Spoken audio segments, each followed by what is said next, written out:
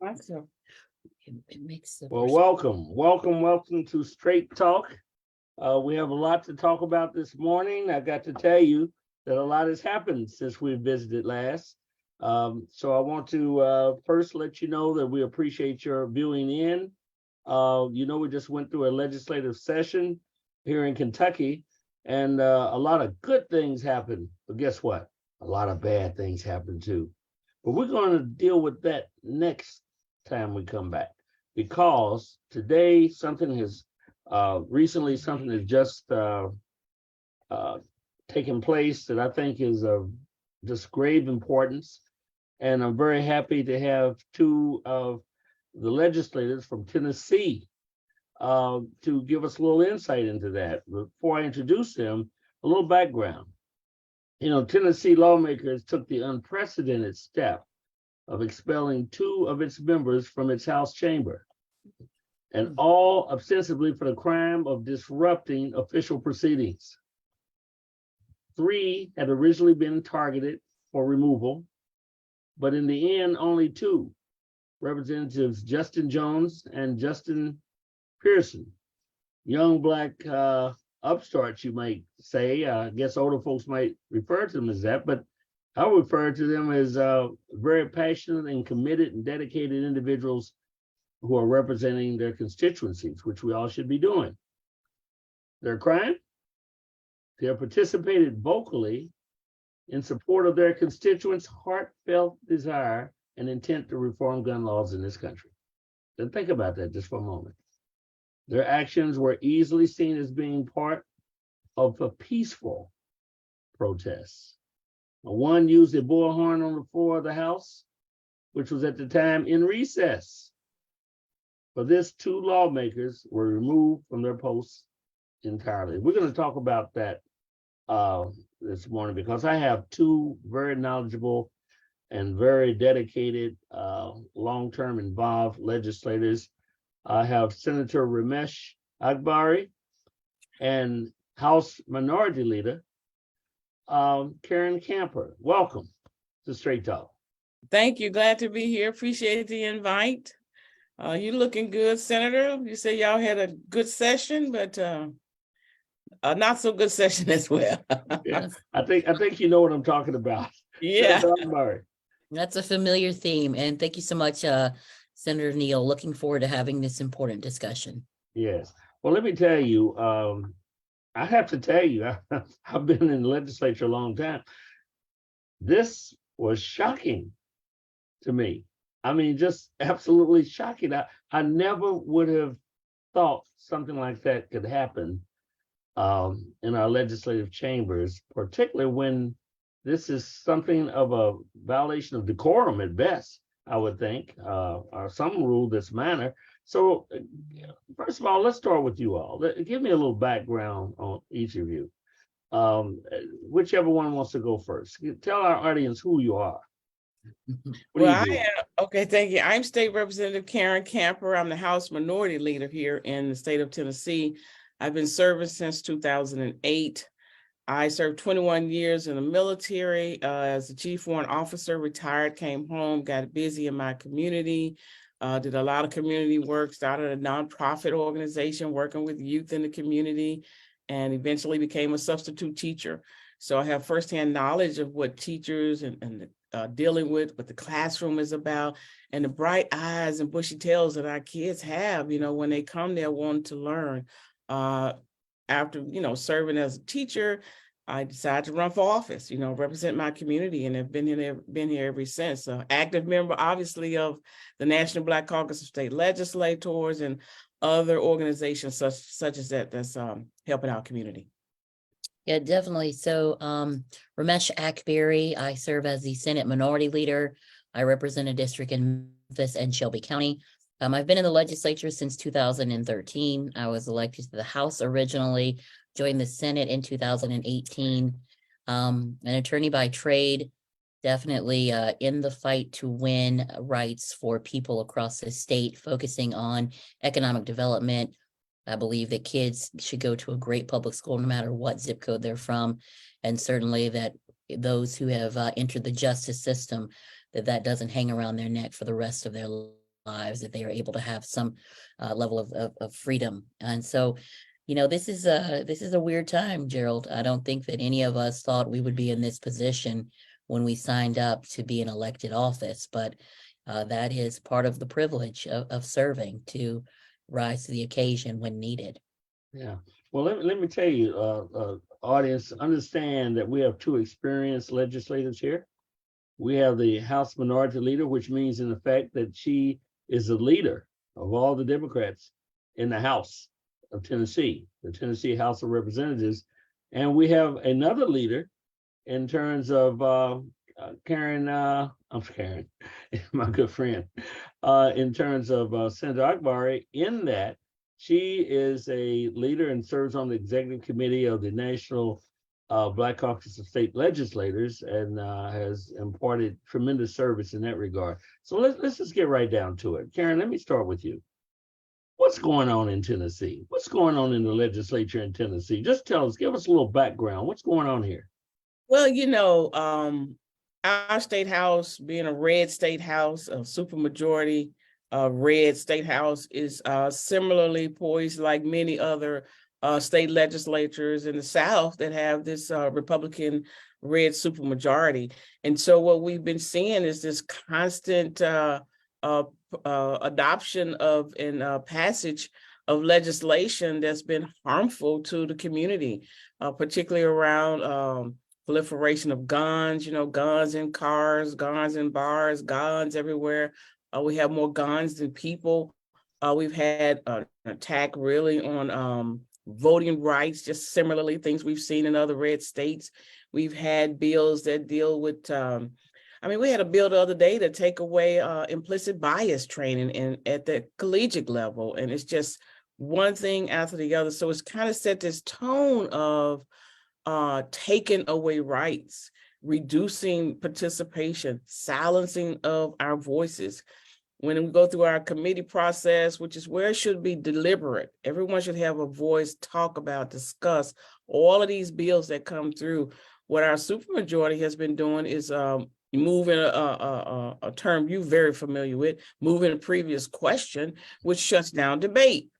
And so now you have members objecting, want to be heard. They have the numbers, so our voices are shut down. And then you get to the floor, and most of these bills members have not seen. It wasn't in their committee. And so we're trying to have deliberate debate on the floor. And yet again, the supermajority will move previous question and shut down debate. So what this has done is created this tension in our body, this silencing of our voices in our body, and people, not only the individual member wanting to be heard, but it is our job to make sure that the people we represent voices are heard. And, tensions can build when you're not able to do that. So it's been a lot of that going on the House side here in Tennessee, and people are frustrated and wanting to be heard. And I think that is what culminated that day when the three members decided we have got to say something, we've got to do something. But it had just been a year of this kind of, that we don't want to hear what they got to say.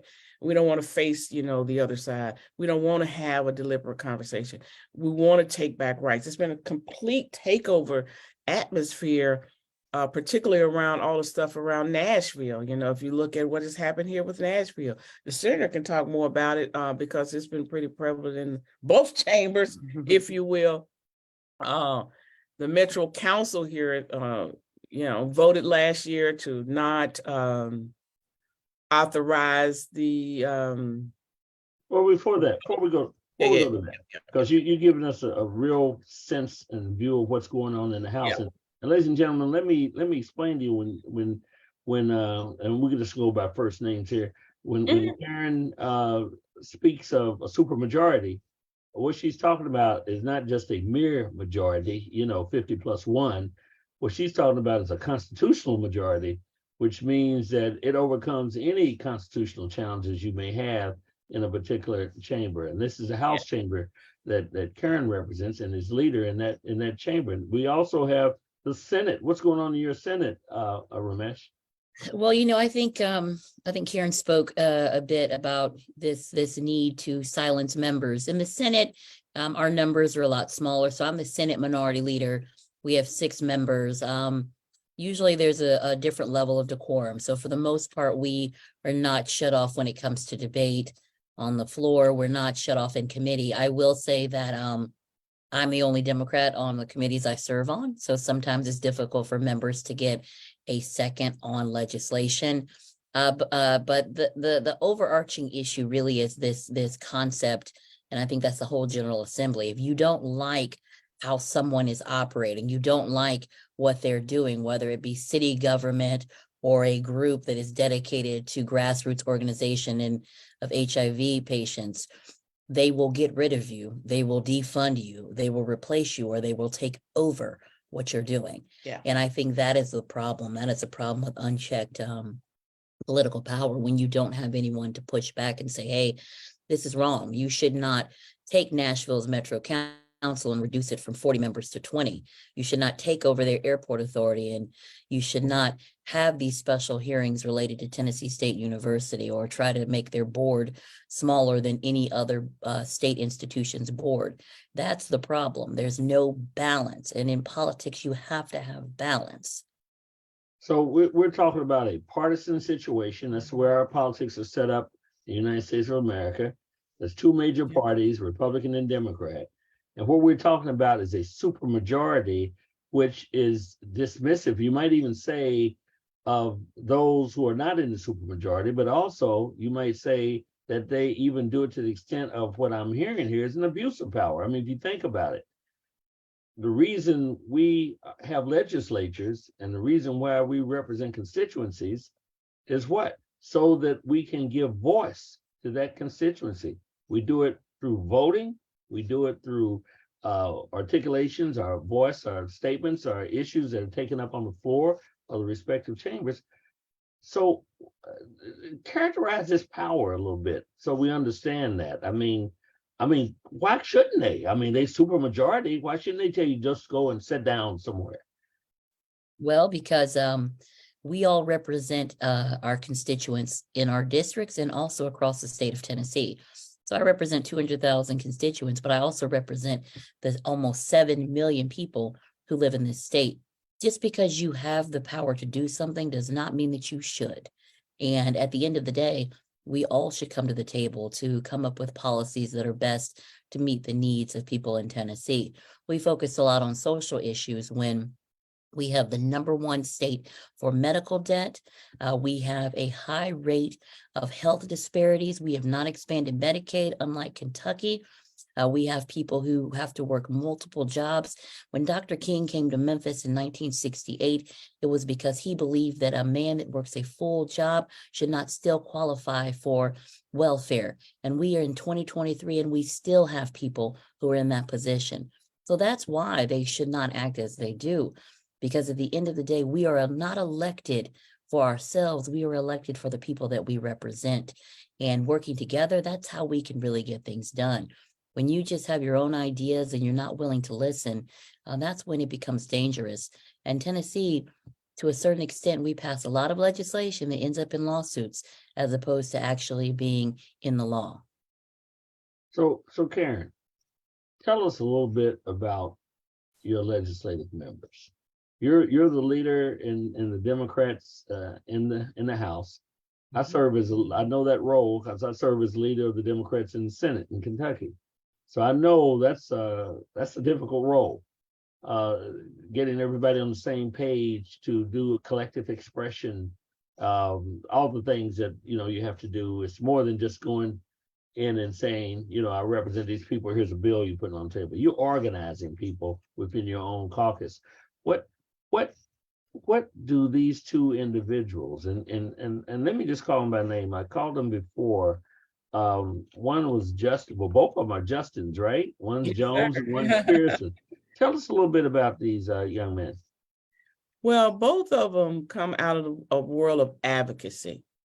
I'll start with Justin Jones, who have a lot of experience on Capitol Hill from an advocate point of view. He was here as a student at Fisk University. At the time, they were fighting for the opportunity to use their student ID to to vote. So we was passed the law, you gotta have ID to vote. And so they were fighting to make sure that the student ID could be used to allow them to vote. So that's how long he's been up here, over 10 years fighting. So he's seen this body. He was a major lead in the fight to remove the Nathan Bedford Forrest bust here that was on the second floor of the Capitol. So he's been here a long time. He comes out of a world of advocacy. He believes in fighting for the people. He believes in fighting for causes. He believes in elevating voices. That's him at the core of who he is. He decided to run to make sure that all of these voices that he's been fighting for would have an opportunity to move some legislation forward to get to the problems that he saw existed. So that's a little bit about Justin Jones. Justin Pearson comes out of that same cloth.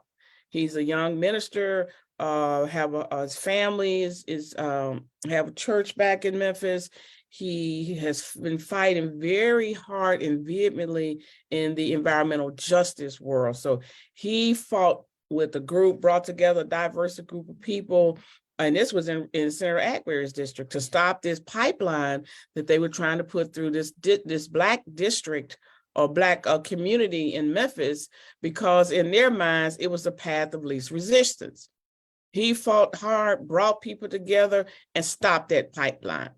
So he, again, come out of a world of advocacy, elevating the voices of people.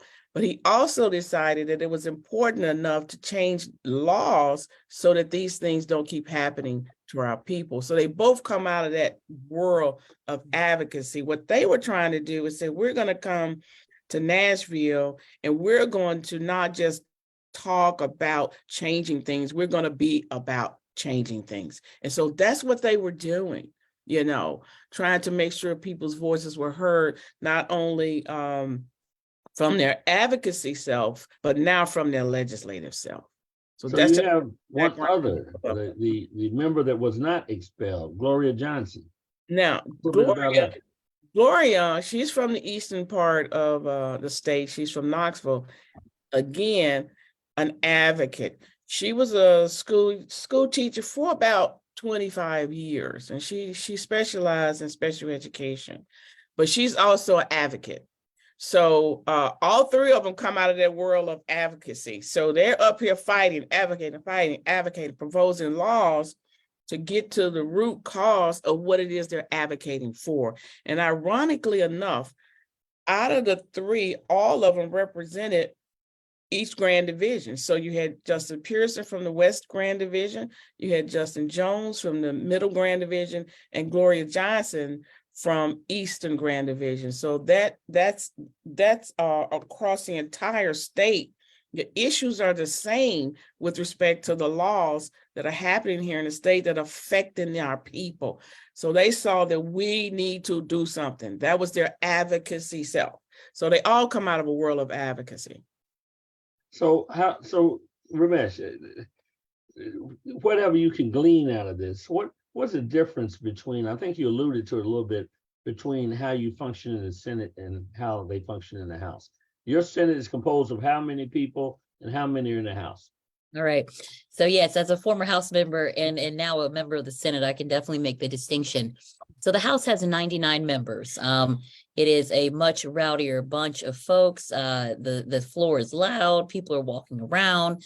When I was there, one member, his whole desk was devoted to snacks. I mean, Yeah. it was just, it was different. People are much more willing to engage in really lively debate with each other. In the Senate, it's a little more subdued. There are 33 members. I tell folks, we don't even open the blinds. I mean, they just keep it real mellow in there for the most part. Sometimes people get riled up. I mean, we don't even present our bills from the well. We present them from our desk. Whereas in the House, they present it from the well. So it's a different mindset. Typically, the Senate has members who are older, who have served in the House before, or they're just, the joke was when I got to the Senate, I brought the average age down by 20 years. So I think now that we have London Lamar there, who's even younger, certainly, but it's just it's a different environment. People are very much so, for the most part, are they already know what they're going to do when they get to the floor for the most part. And so debate really is not as, sometimes I feel like I told folks, I feel like I'm talking to myself sometimes. Certainly on committee, right? Well, committees where I'm the only Democrat, I'm the only no vote. I told them, I once in committee, I said, well, I support this bill. I said, I don't know if that's going to help you since I'm always on the losing side, but yeah. Well, it takes a lot of skill, a lot of perseverance to operate in that framework. I'm well aware of it. Let me tell you, being in the Senate as well. Karen, Ramesh mentioned the difference. In the Senate in Kentucky, we introduce from our seats, we deliver to the clerk a bill or something, and we get the president of the Senate acknowledges us, and we speak in turn depending upon those acknowledgments. Tell me what happens in the House. Give us a picture of the House as a background as to what happened that led to these expulsions. Well, you're very familiar with the calendars, and we had maybe about 25 bills, which is a limit in the House, on our calendar. And when the clerk calls up your number, when item 1, item 2, the member come from their seat and go into the well to present that bill. And so they make the motion, it's been seconded, and then the next thing you know, it's up for debate. And so the member will talk about their bill, why it's important to pass the legislation, and all of the great things they want to say about their bill. And then members raise their hand from their seats and ask to be on the list to talk. And then the speaker acknowledges each person that has, written their name down. He's written their name down to speak. Oftentimes what happened, if a Democrat stands up and speaks in opposition to the bill or asks just pertinent questions, and this is the thing that's a real problem. Our 2 young members, because this is they're freshmen, number 1. They haven't seen the bills. It didn't come through their committees. As a matter of fact, Justin Pearson had never been assigned a committee. So we were still waiting on his committee assignments. So this is the first time he's seen any of this stuff when it comes to the floor. Pearson Jones served on some committees, but not that many. And even when he's there, he's shut down. So by the time we get to the floor, we're asking questions. First, second person, he may ask some very poignant, detailed questions. And then next thing you know, it's a Republican raising his hand saying previous question. So it shuts everything down. But that's kind of how our system go. You just stand at your desk, the speaker recognizes you.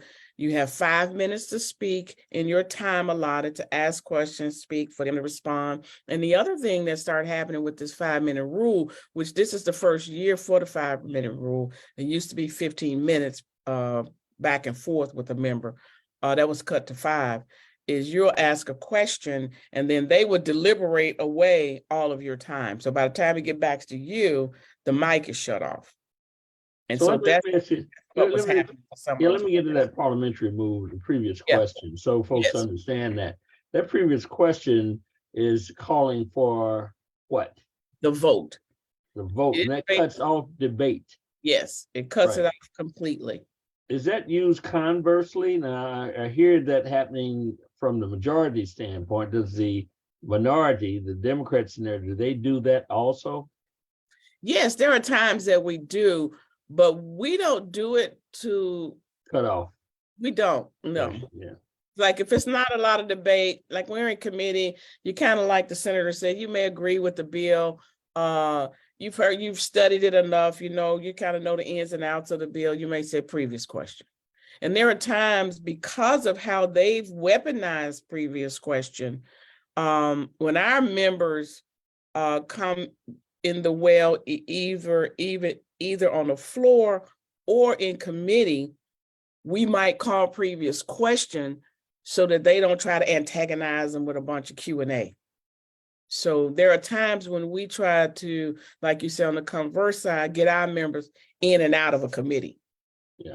We'll have tried to work the committee. You come up, you make your motion, we second it, you describe the bill, maybe ask a question, move previous question and move on, because they'll try to, attack your bill. Right. Okay, so let's get this going. So we got the framework, we got the context, we got a little sense of the process. So what happened on that day? Give us were you present? Yes, I was there. Tell us from your perspective what happened on that day. Well, I have to give you a little background in the sense that on that Monday, when the shooting took place. You might want to start with that shooting. Which shooting? Where did that take place, etc.? Okay, so on Monday morning, there was a gunman that came into and shot through the door of a local school here, Covenant. It's a private school. It was about 10:13 in the morning. They Here broke being where? Here in, being where? in Memphis. I mean, it's Okay. in Nashville. Sorry about that. In the city of Nashville. Nashville. Okay.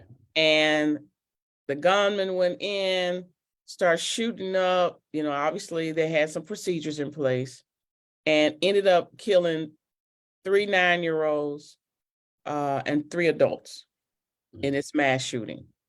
So it was a lot of sadness that day, a lot of grieving that day. It's kind of like it's been these mass shootings across the country, but now it's home. It's here. And there were so many people who were affected by it. We had one member whose assistant, his assistant child's friend went to that school. We had a grandparent who had a child at that school. And so there was different levels of people. They knew the teacher, they knew the principal. So a lot of people were connected to that school in some kind of way. And members were grieving all day long, trying to, see what's happening, afraid for the kids, how they're going to get them out of school, where, and so everyone was on high alert. Justin Pearson had just been elected. Now, he was previously appointed from this vacant seat with Representative Barbara Cooper had passed away this past October, had a special election.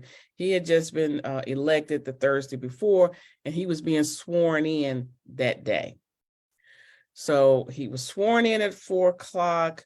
We were so excited. I oversaw the swearing in.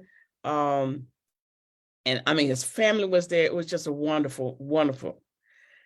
5:00 we go in. And, we have, and I'm sure you all do too, at the top of the session procedurally, we got to a portion that's called welcoming and honoring.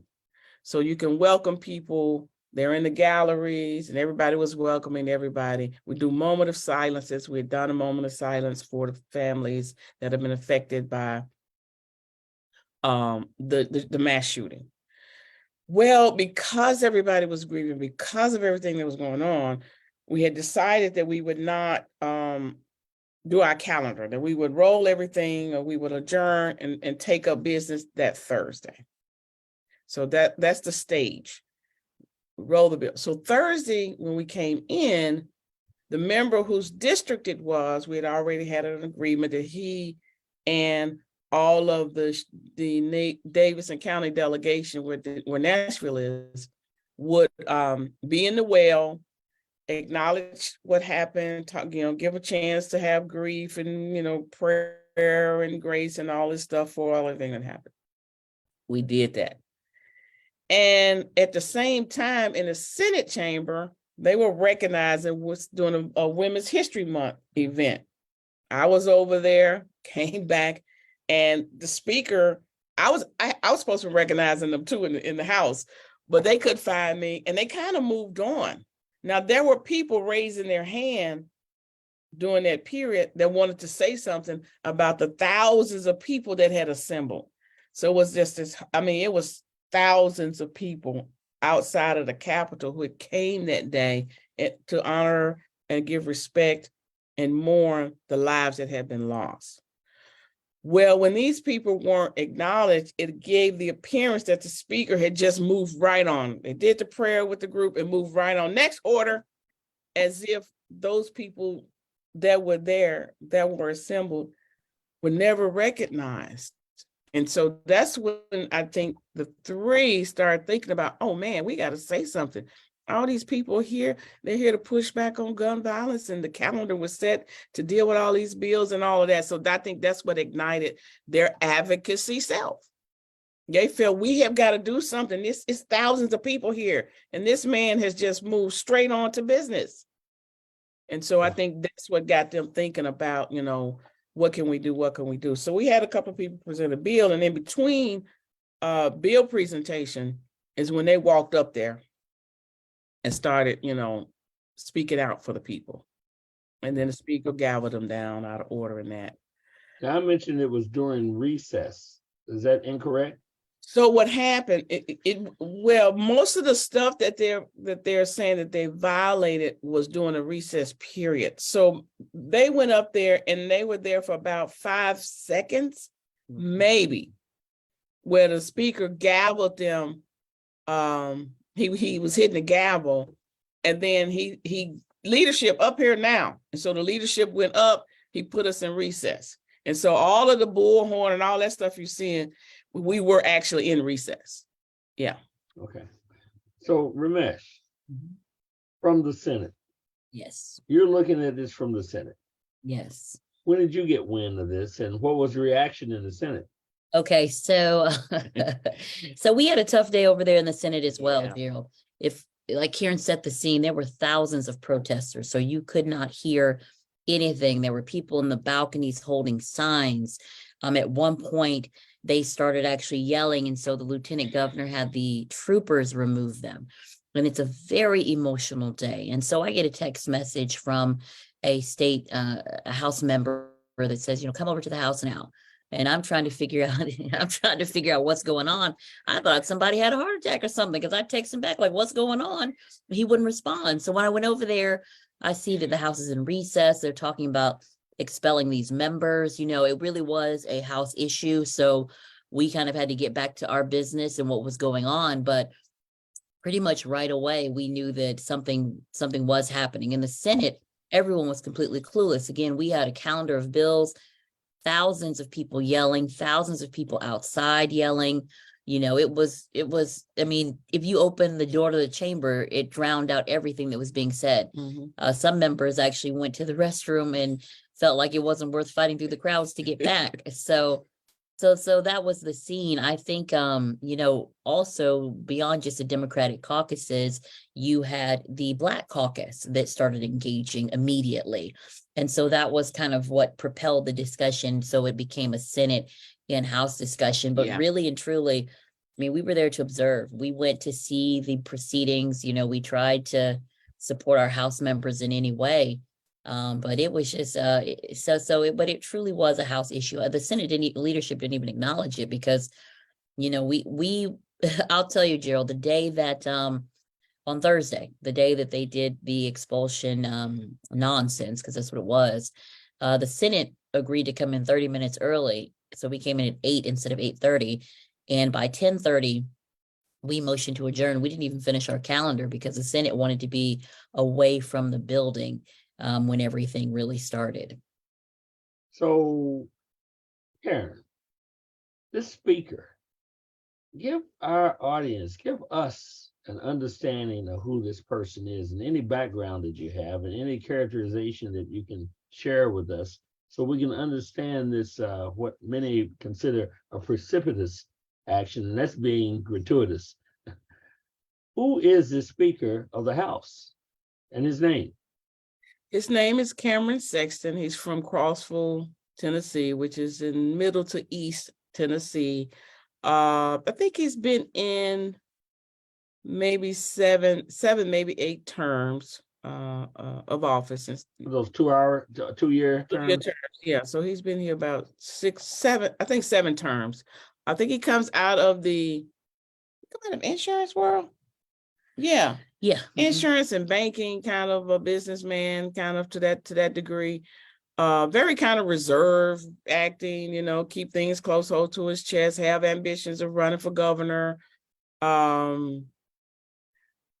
Sort of pragmatic, if you will, in terms of deliberate processes and things like that. He's very rigid when it comes to those kinds of things.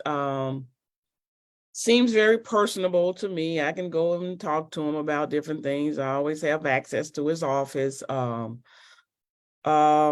think he's balancing a lot within his caucus, and there's a lot of extreme wings within his own caucus, a lot of different various factions in there.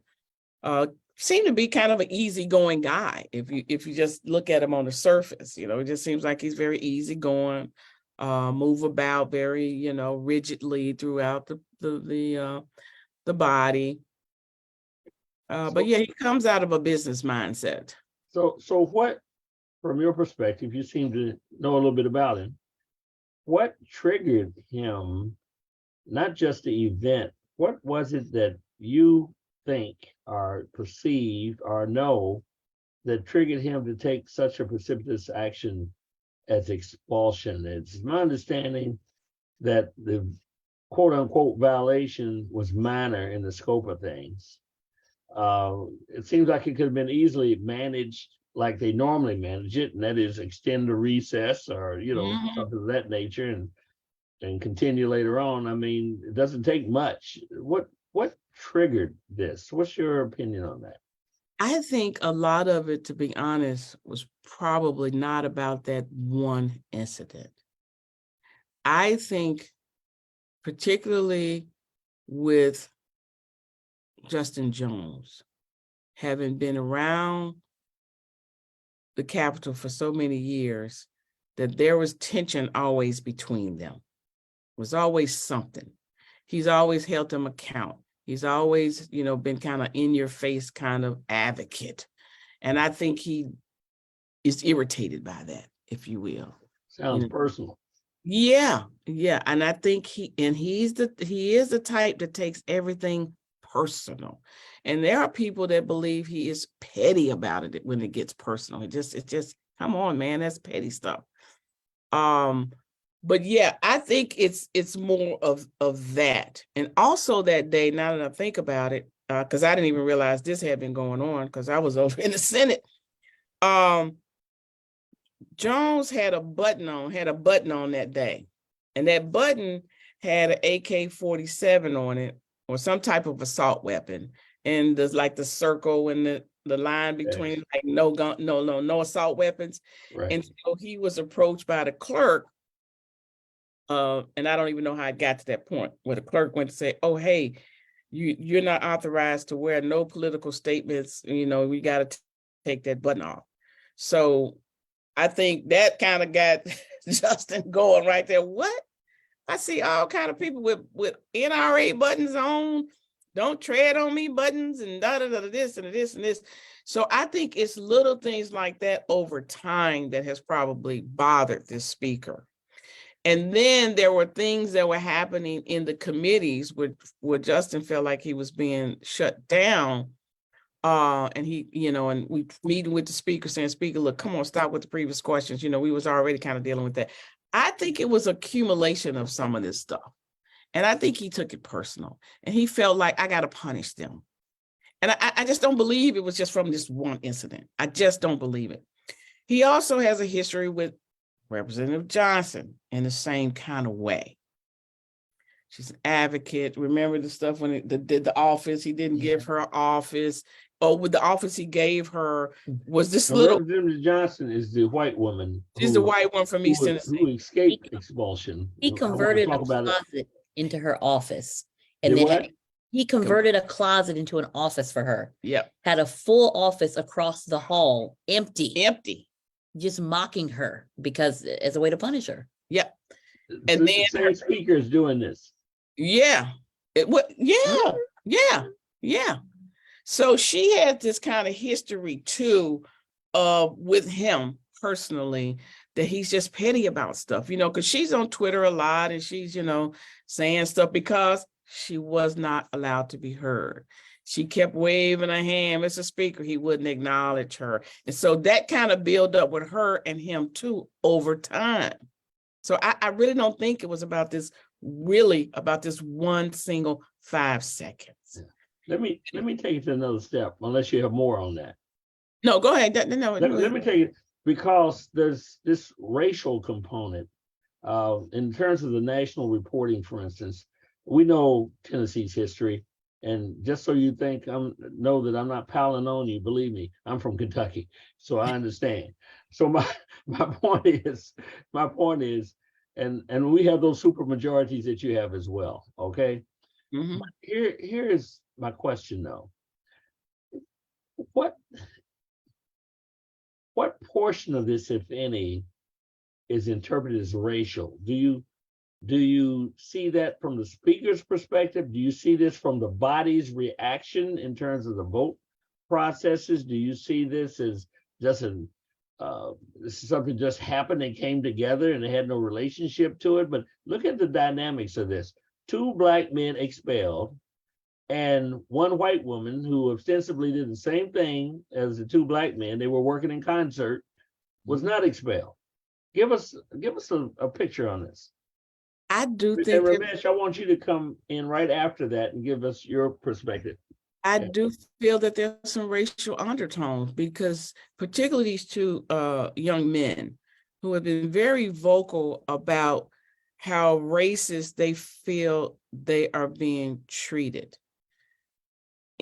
In the elevator solo with a member, they say things to them. Justin had been a target, Jones that is, for years, where there was a whole dossier on him from the department. And so when he was in committee and he was asking them about it, you could see the racial tension there. He had been called all kind of names from members. And he's saying, look, I'm your colleague now. Okay, we're beyond the other stuff. I'm your colleague now. But that tone was still there because he was standing up for the rights of people, and particularly around the Nathan Bedford Forrest stuff, you know, who they were these people that wanted to keep him there, was fighting vehemently to keep this racist KKK man right there. So I do think there was some racial tensions there. And I think maybe, you know, this is, we even had a senator to tell him he was worthless. Just, and it came from this, I'm better than you perspective. This is what he's been feeling in the halls of the Tennessee General Capitol. The same with, I mean, it was a trooper even, which he complained, we filed a complaint with the speaker about a trooper who just want to call him Justin. Move along, Justin. And it's just that time and time and time, even from with the George Floyd stuff when he was fighting during that time. So I do feel that some of our members have been treating him with this inferiority kind of complex. And when Justin Pearson came, when he first came, he was appointed. And he was sworn in on the House floor. Speaker gave him 5 minutes to, thank you, etc. Well, in his speech, he talked about how, he come from this Black enslaved lineage to now I'm serving in the house that was built by slaves. And he talked about in his speech what white supremacy had done and what. So these are who they are. And so what they're doing is shining a light to our history. These people don't want to face history. That's why they want to say no CRT. Nobody is doing CRT. That's why, we need to pass laws that say, oh, you can't make anybody feel uncomfortable if you're talking about race, et cetera, et cetera. So I do feel that there was some of that there. Yeah, I mean, it's hard to deny it, right? Like it exists. I think we all have been victims of it in some capacity. Certainly when you have members who may have never even had a relationship, a friendship with an African-American person. And so there's always an underlying belief or thought, I wonder if it's because of the fact that I'm a Black person.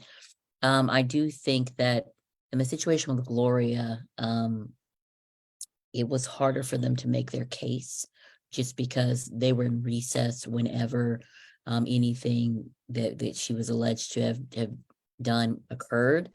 I do think, though, that Representative Johnson from the outset has made clear in her remarks, she said, when they asked her, why do you think you were saved? She says, because I'm a 6-year-old white woman. And so that is a part of her narrative. And for me, it's like, even if it's not racism, right?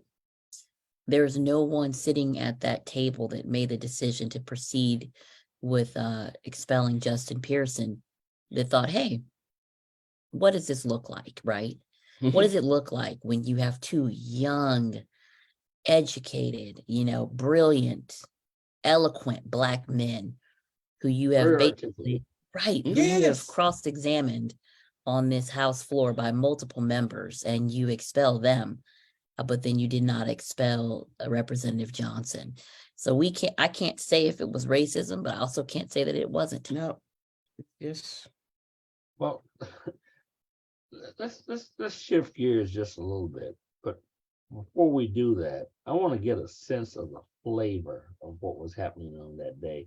I was looking at the national media and I saw what seemed like legislators in the House on the House floor taunting these two individuals when they were in some, I guess it was a process of expulsion where they make a charge and they get a chance to respond or something of this nature. Is that usual? It seemed quite personal, coming not just from the speaker, but from the floor, from some of the white members. Is this during the expulsion hearings? Is that what you're talking Yes. about? Yes. Yeah. So they three different members sponsored one of the resolution. And they made sure that they had what they perceived as their best attorneys. All of them were attorneys that was, questioning them, interrogating them, Farmer is an attorney, Garrett is an attorney, who's Bolsel. They're all attorneys. And so they were the ones that was doing this Q&A, if you will, because it was technically a trial. And so Jones and Pearson had already decided that they were going to defend themselves. Johnson decided she would have an attorney to speak on her behalf, and then she would withstand the questioning. So yeah, that's not normal. That's just part of this proceedings, if you will, for expulsion. But baby, they handled themselves well. They came with everything they had, but these young men defended themselves very well, very articulately. And quickly on the dime. They were standing down writing every question that they were asking. They had a response to each one of them. Very succinct. Yeah. And I kind of think they should have said, but they defended themselves pretty well here. Let's go on and keep these young men. They were brilliant. Yeah, they but were. They made the choice. Yeah. They didn't have the courage not to do it. Yeah. So Ramesh. As an attorney. Ramesh. Mm-hmm. Issues. The issue of democracy, of democratic process. Yeah. What are the implications here from your view? And Karen, follow up after, please. Okay. Well, Gerald, I think that is probably the most serious question. Whenever you abridge the rights of those who have elected someone to be in a political office, you're chipping away, you're hammering away at democracy. These members were removed from their seats because of a rule violation, because of decorum. They didn't physically hurt anyone. They didn't threaten to hurt anyone. They didn't cause any physical damage. They caused an inconvenience. And it wasn't one that lasted that long. We have recessed for more simpler reasons than that. They went back to business. The House started passing bills again. And they had no issue with passing bills all last week as well. And so this is huge. One, I think that other supermajorities are watching, and they will use this as a weapon against their members. It is not to be taken lightly to be an elected office. It is a privilege very few people have. We have 99 members in the House, 33 in the Senate, and to single out 3 individuals and to say we're going to be essentially their constituents because they're removing them from office. It's unreal to me, Gerald. It's surreal. And I think that's the part that people are most offended by. I mean, you had the January 6th situation, the riots, and you didn't see any members removed from Congress. We had members who were there. They were at the January 6th incident, and they were not removed from this legislature. We have only removed like 3 people since the Civil War. In the House, there was a gentleman who was a serial sexual harasser. He was removed. You had members in the post-Civil War era who refused to acknowledge or grant freedom to those who were enslaved, and they refused to come to the legislature to be able to pass that constitutional amendment. They were removed. You have people who have been convicted of a crime that were removed. These gentlemen and Rep. Johnson, it was nothing like that. It was the consequence of a supermajority that is unchecked and has no one to answer to. It is what happens when the fringes of our political parties become the majority, and they do not operate in any way that respects the institution, that respects the rules and the tradition of it. They are simply operating from a visceral reaction of their feelings. If you separated out, take Johnson, Jones, and Pearson out of it. So you take the personalities, everything else out. Is this something worthy of expulsion? Absolutely not. And so when we start to make those types of very personal decisions, when we wield the office, the highest office of power, really, in the legislative state government system, that's unacceptable. And how can you look at yourself and say, I took an oath, not just to the Constitution of the United States, but to the Constitution of Tennessee, to the people of Tennessee, and I'm doing this. And I don't know how anyone could not have serious regrets in their heart. Yeah. They know this was wrong. And for me, Gerald, I decided, I was a sophomore in the House, and a member was pressuring me about legislation that they wanted to pass. And I sat in my desk that I truly felt the magnitude of this house was built by slaves. There were people who died so that I could be here, but I was willing to lose my seat so that I could keep my soul, so that I could sleep at night, so that I did not compromise my beliefs or the people in my district. And that is what has been lost from this government system. Wow. That was very well articulated. That's exactly how I feel. Yeah. Yeah, and it's emotional. It's emotional to talk about and to just see how they have really weaponized their power here to abridge people's rights. I mean, that's exactly what has happened. I have to tell you, Karen, that I'm gonna come back. I just feel compelled. I've said on the House of the Senate in lesser situations that because you have power doesn't mean it's wise or appropriate to exercise that power. And I heard that earlier in the interview here as well. It even rises at some point to the level of abuse of power. And how did your members, this has happened, how have your members reacted now? Have they shown any remorse? Have they shown any, well, maybe we went too far? Well, maybe we should make amends, or can we correct this or straighten it out? Have you gotten any of that? From the Republican supermajority? That's correct. From that side? Oh, no, I think they've doubled down. Yeah. I mean, everything I've heard since. I mean, I've not one of them have called me to say, hey, Karen, da da da da. I mean, the stuff I'm seeing on Twitter and even some of their interviews, they're doubling down.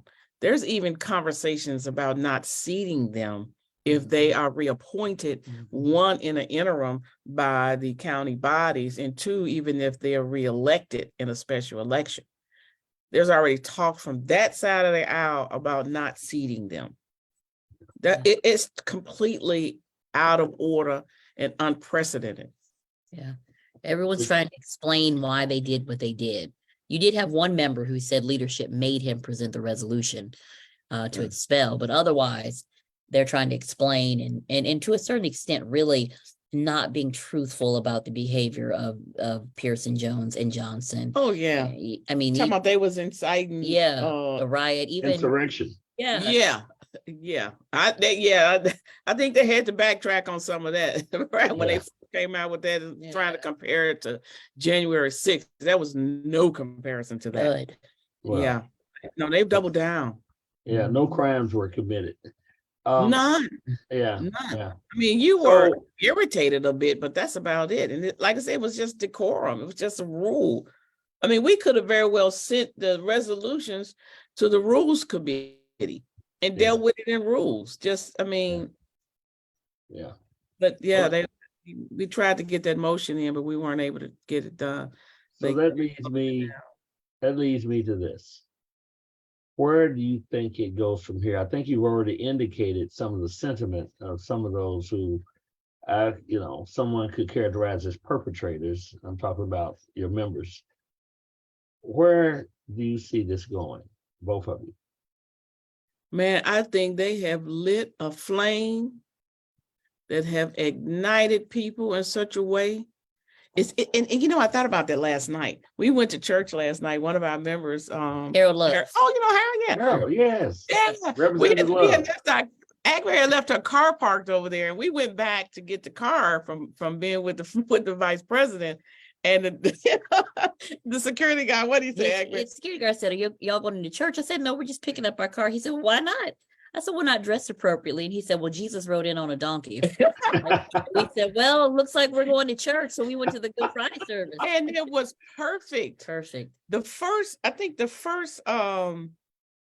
element they talked about was forgive them, Father, for they know not what they do.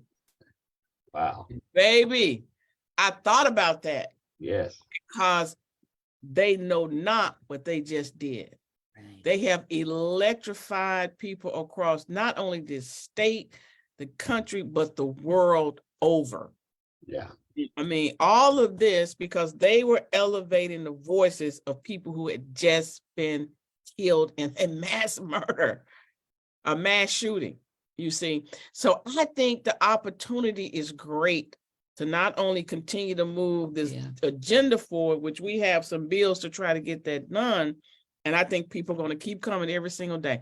We already have a group planning on April the 18th to do a human chain from the church to the Capitol.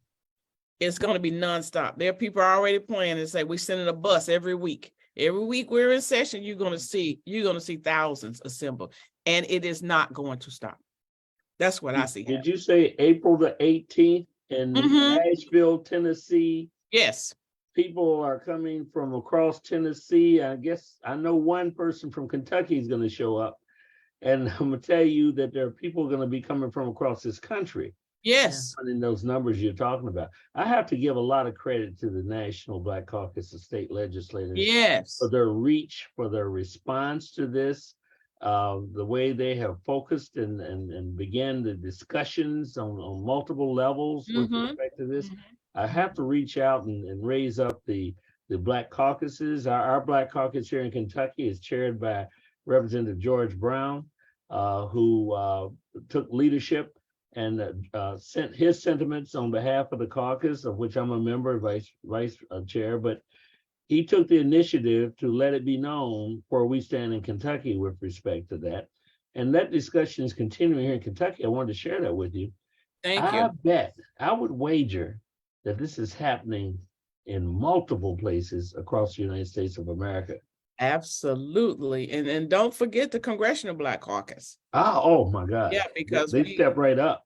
Yeah, they step right up. They reached out to our Black Caucus chairman right away. So yeah, it's at every single level and almost at everywhere we have a Black caucus, they're meeting and deliberating. You know the irony, if you go back to the shooting, you're talking about victims that were, as I understand it, were basically white. Is that correct?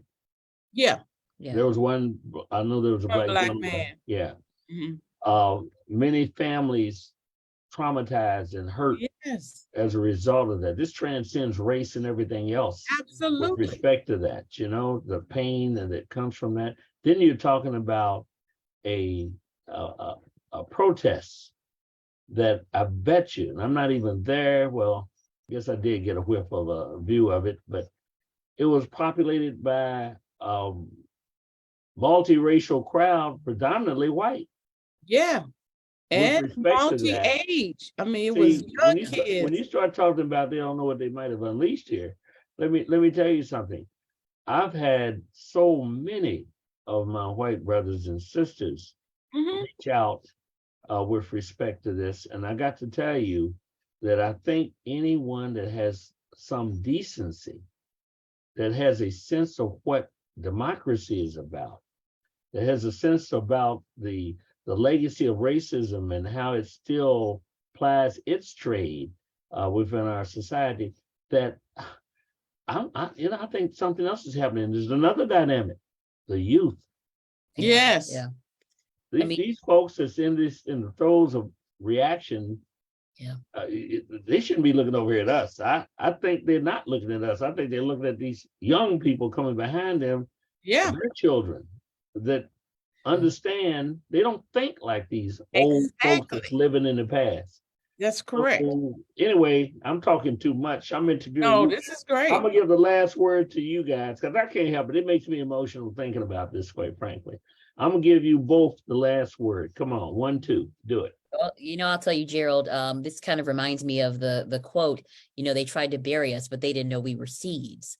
These young men, what they tried to do to them, and really it's so appropriate that it's Easter weekend, what they tried to do to them, how they tried to crucify them. And you see that it only was for their good. These young men will be back in the legislature. They have elevated their profile so that they can actually meaningfully push the policies that are important to them. And they have ignited a movement, an intergenerational, interracial, intergender, any type of crossroad of intersectionality you can think of is defining this movement. The vice president of the United States came to Tennessee yesterday. Yeah. The president of the United States spoke with the Tennessee Three. Any bad that the Republican Party thought they were going to do to these folks, the exact opposite has taken place. And what I truly hope is that this continues to be a movement and not a moment. Yeah. That we use it to meaningfully organize so the policies that are important to us around expanding Medicaid, protecting a woman's right to choose, protecting LGBTQ rights, and protecting our babies who cannot know that they're safe in schools, our people who can't go to church and know that they might not be shot. They can't go to a Waffle House and know that they might not be killed, or a grocery store. That those movements, that those policies continue forward. And all it took was a spark, a catalyst. Yeah. I told a reporter yesterday, a week ago, no one knew who Justin Pearson and Justin Jones and Gloria Johnson were outside of Tennessee in this region. The world knows now. Wow, well said. I'll just end on this. Even in all of this, there's still opportunity. There's an opportunity to still make a difference, particularly around gun violence. And so our charge as the House leader, the minority leader in the House and Senate, is to still move that agenda along. Meaning we cannot close dialogue. We cannot close communication. We cannot stop fighting. And that's what we're going to do with this supermajority. That's what we're going to do with this governor. We have got to get something done because the moment is here for us to get something done. And it's interesting that these young men, you mentioned it in your comments about the diversity of the people that were represented, were people that they represent. So they're fighting for their people, the very people that voted to expel them. Their people is who they are also fighting for and advocating for and giving voice to. Mm-hmm. So again, they know not what they do, but I keep saying this, it had to happen at some point. At some point, something had to happen so that America can really have this look at itself. And I think this is a facing of itself. This is America looking at itself and not being in denial about who we actually are versus who we say we are. And I think this has ignited that. And I'm thankful to them. They were bold. They had courage. Yeah, they broke the quorum, but it was for a very just cause. And so we're going to continue to fight. Yeah. We're going to try to get this gun legislation done so that we can say we did what we needed to do for our people, and what they did is not in vain. Well, I want to thank both of you for taking the time, ladies and gentlemen, two great leaders, two thoughtful leaders, two dedicated leaders, sharing their thoughts on what's going on as we speak in terms of the expulsion of two individuals from the House of Representatives in Tennessee. But not only that, the issues that we're confronted with as a result. This is a reveal. This is a reveal. It's a reveal about race. It's a reveal about what our understanding of and our commitment to democracy is. And I like that word. This is an opportunity. This is an opportunity for everybody to engage. And I don't think this is going anywhere soon. I want to thank Senator Ramesh Akbari and Representative Minority Floor Leader Karen Camper for joining us this morning. And I want to say to you that we welcome you to not only engage with us here on Straight Talk, but to share this. Share this with everybody you know. Do it today. Share it over and over again and ask them to share it, because this discussion is not going to end anytime soon. So thank you for joining us. And as I always say, do the right thing.